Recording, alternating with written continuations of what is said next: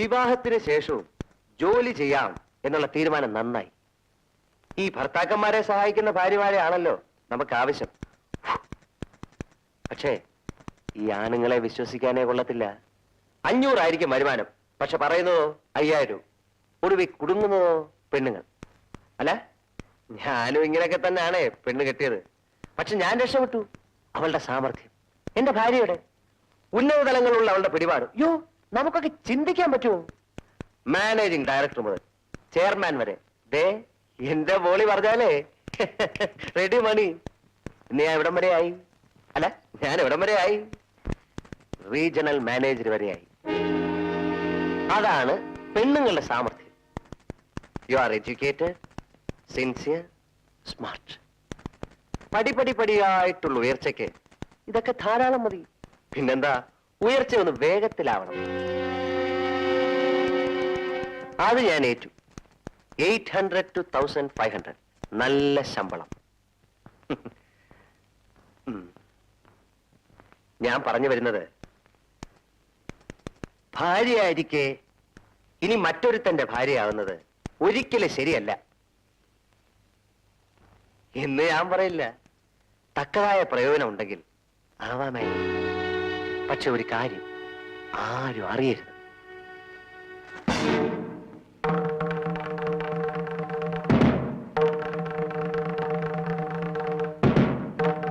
ആരും അറിയില്ല. ഇനി വാച്ച്മാനെ വരെ ഞാൻ പറഞ്ഞു വിട്ടിരിക്കുക ചാപ്പാടെടുക്കാൻ. രാത്രി ഒരുമിച്ചാൻ ഭക്ഷണം. എനിക്കിതാ ഇഷ്ടപ്പെടാത്തത്. ഈ തട്ട് എന്നെ നശിപ്പിക്കരുത്. ഞാൻ ഒരാളുടെ ഭാര്യയാണ്. എല്ലാ സ്ത്രീകളും ഇത് തന്നെ പറയും. ഒന്ന് ഈ ഭാര്യ, അല്ലെങ്കിൽ എതിർക്കാനാണ് ഭാവമെങ്കിൽ ഈ പെണ്ണെ അനിക്കൊച്ചേ നഷ്ടപ്പെടാൻ പോകുന്ന നിനക്കായിരിക്കും. സഹകരിച്ചു കഴിഞ്ഞാൽ ലാഭവും.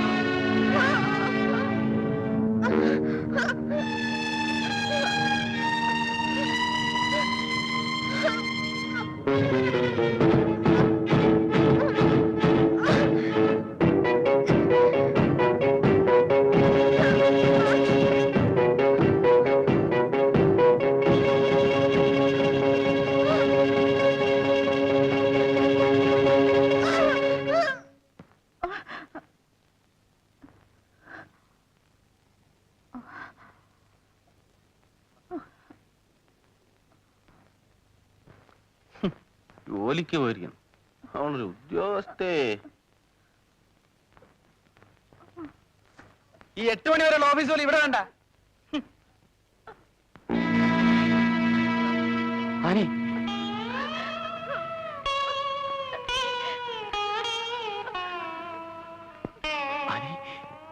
എന്തു പറ്റി?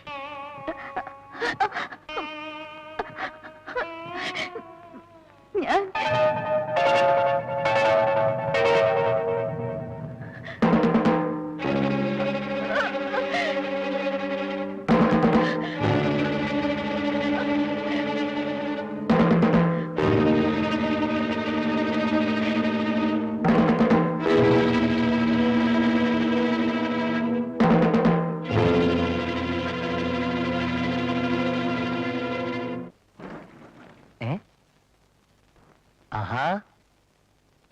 നല്ല വാർത്തയാ. വാ വാ.